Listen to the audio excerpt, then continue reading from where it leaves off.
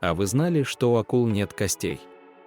Акулы – уникальные рыбы, у которых нет костей. Вместо костного скелета у них хрящевой, что делает их тело более гибкими и легкими. Хрящ – это тот же материал, из которого сделаны наши уши и нос. Благодаря такой анатомии акулы могут быть очень быстрыми и маневренными в воде. Эти качества помогают им эффективно охотиться и выживать в различных морских условиях. В каждом видео мы будем открывать для вас что-то новое и интересное. Ставьте лайк и подписывайтесь на наш канал «Интересный мир». До новых встреч!